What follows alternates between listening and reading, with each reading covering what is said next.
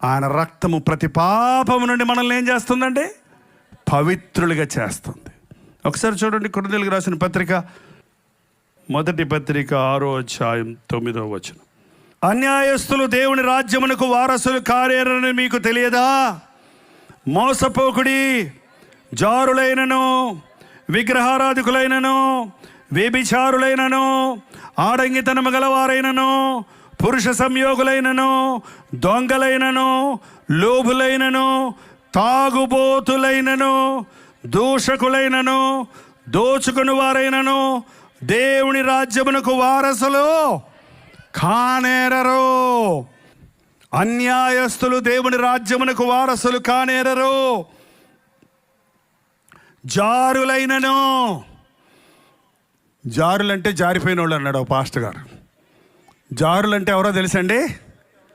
వివాహానికి ముందు యవనస్తులు లైంగిక పాపానికి చోటిస్తే, అక్రమముగా పరపురుషులతో పరస్త్రీలతో అపవిత్రంగా జీవిస్తే అది జారత్వం అంటారు.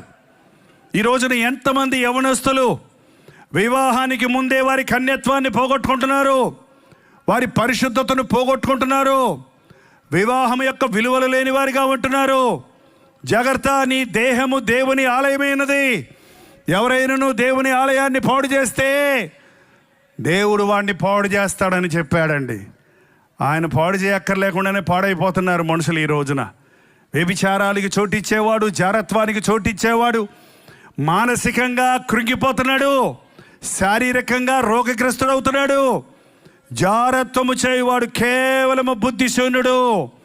మనుష్యుడు చేయు ప్రతి పాపము దేహమునకు వెలుపల ఉన్నది, కానీ జారత్వము చేయువాడు తన సొంత శరీరానికి హానికరంగా పాపము చేయుచున్నాడు.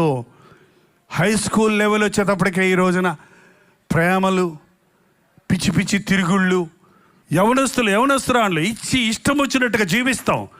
వచ్చే మూవీస్ చూసి, ఇంటర్నెట్లోకి వెళ్ళి అపవిత్రమైన బొమ్మలు చూసి కామ ఇచ్చలతో నిండిపోయి శరీరాలను పాడు చేసుకుంటున్నారు.